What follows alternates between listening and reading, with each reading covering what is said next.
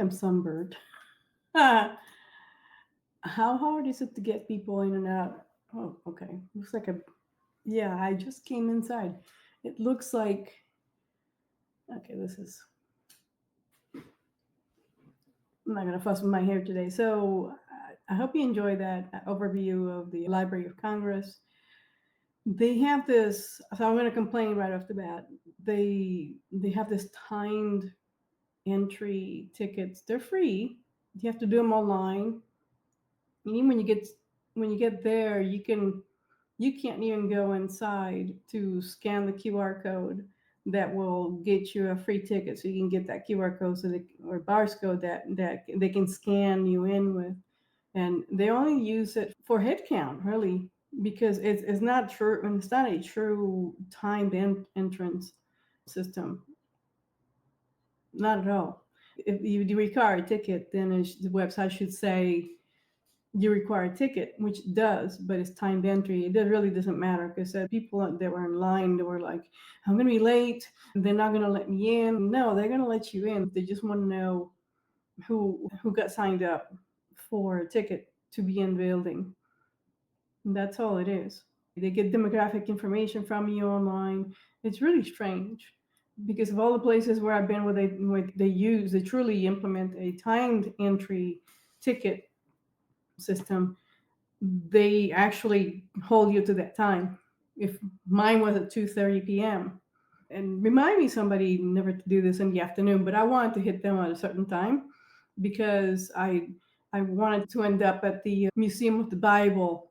Yes, someone told me that they have half price tickets in the afternoon, late in the afternoon. And I wanted to be able to time my visit to see if it worked out getting across town. I'm still in the same neighborhood because the Museum of the Bible is across from the other end of the quadrant. If you're facing the Capitol from the Library of Congress, and you see the Supreme Court shots from there, and it's just a matter you can walk it, but it's a whole lot more expedient to walk back a couple blocks back to the Capitol metro station, and then dropping into two metro stops. It just gets you across much faster. But if you really want to walk, and I already been exhausted, been to other places today, and I think I'm sunburned and I can barely move right now because I pushed myself a little bit. But it was worth going in. They really need to improve that time entry thing. They're doing it all wrong.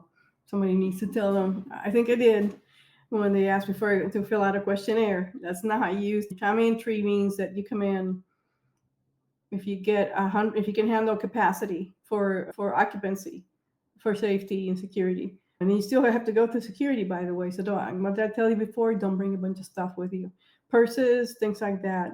You're going to be challenged if you any place you go in DC with high volume of people and entering a building, you're going to be challenged. So, generally speaking, not in specific terms as to how everyone is doing their security, you should know where you're coming to visit and just be mindful of what you're carrying. Bare minimum, something to purchase, a book.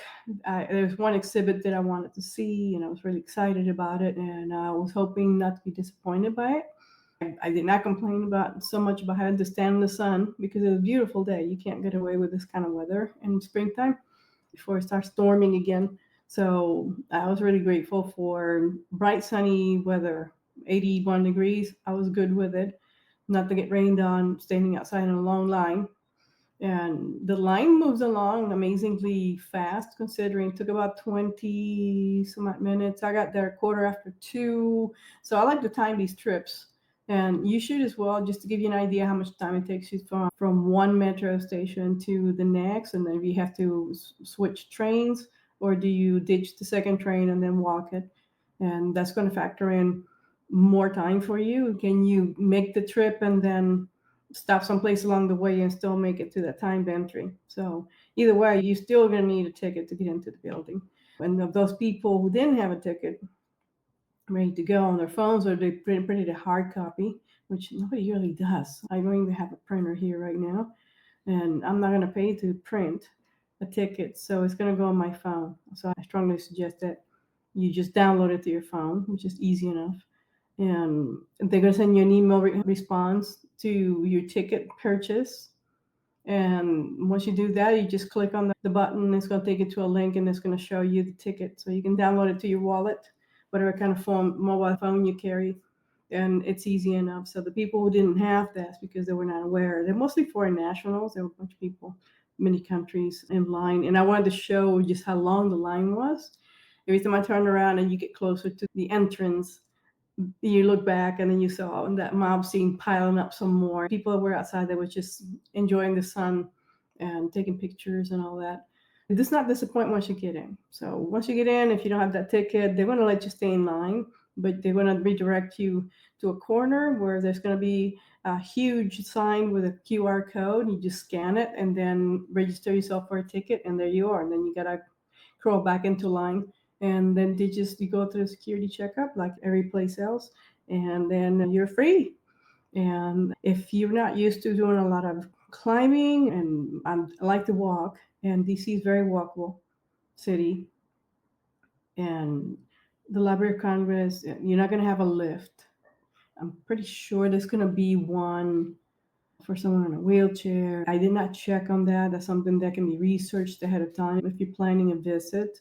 And they're connected to the Capitol Building Visitor Center.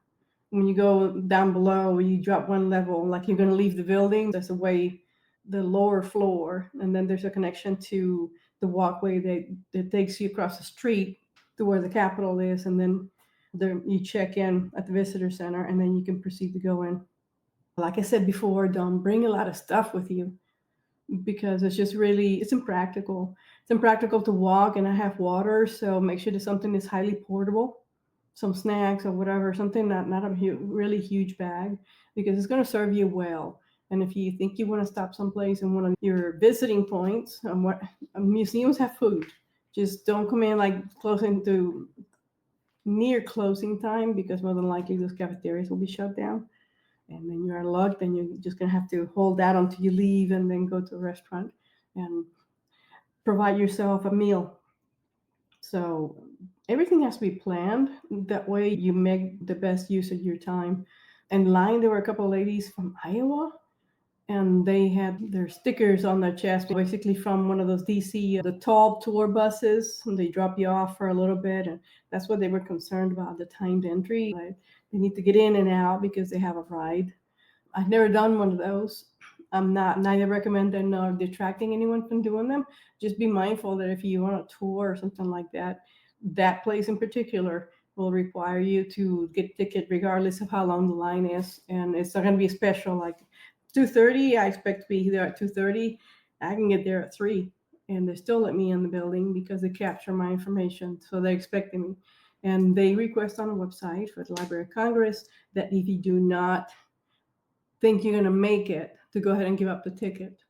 So you have to go back online and cancel and let them know that you're not coming.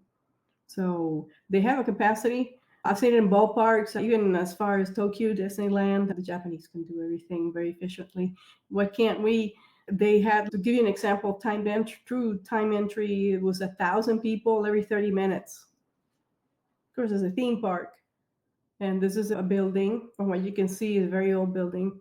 And like the main floor, you cannot hang around there. It's just hard to navigate without bumping into somebody. It is actually as busy as a theme park, and that capacity, it doesn't really mitigate the capacity problem. I don't know if at some point said, yeah, we can't let you guys stay in for another 15 minutes until people start getting out of the building. It takes coordination from the front door to the back door, basically, and trying to get people out as quickly and safely as possible, and then allow more people into the building so they can enjoy the place. So I recommend it. Regarding the Two Georges exhibit, which it was a main reason for going there, and I'll reiterate that for me, even if it's going to be packed, come in first thing in the morning.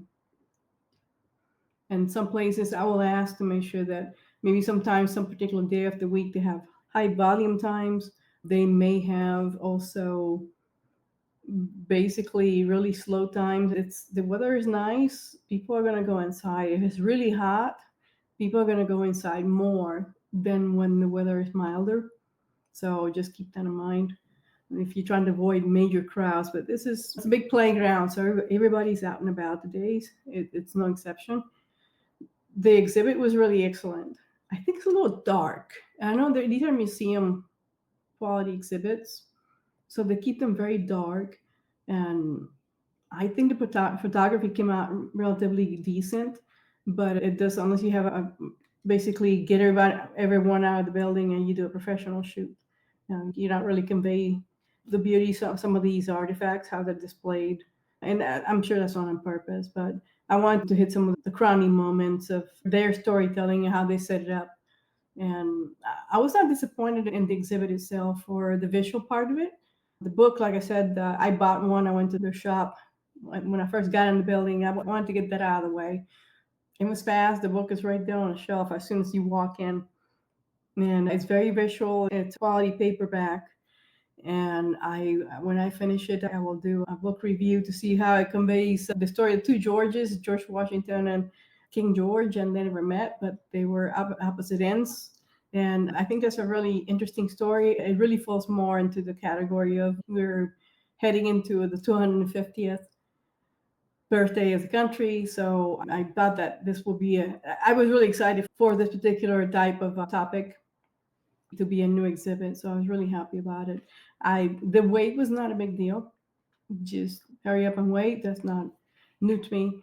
But the timed entry, that needs a little bit of work. So consider that. Go to their website. So that's what it means. Some people were really concerned that timed entry meant they're going to turn you away if you don't get there at the time that's on your ticket. That is not true. Just stand in line and wait, and then they'll let you in. And if you forget to sign up for it, they'll make you sign up for that ticket. That way they have accountability. And I spent a pretty decent amount of time there doing the things I wanted to do.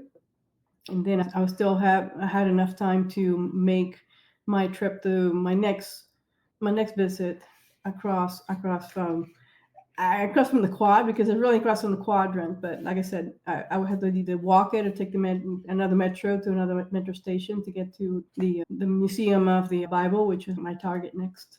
And I encourage you to watch that. I had fun there. But later in the afternoon for half price ticket, it was great. But I have to come back and I have that discounted ticket still hanging. So I gotta make some time and do a part two, and maybe hit some of the artwork that they have on the exhibit.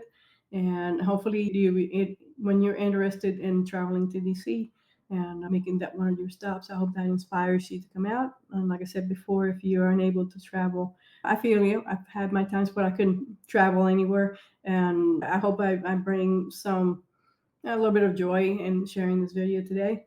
And that's all I've got. It was fun, but if you don't like stairs, that's not the place. But like I said, if you're in a wheelchair, I'm sure they have some sort of way to accommodate people that are not able to make it into the building. But to make it into the levels, since I did not require it, I did not check at the time.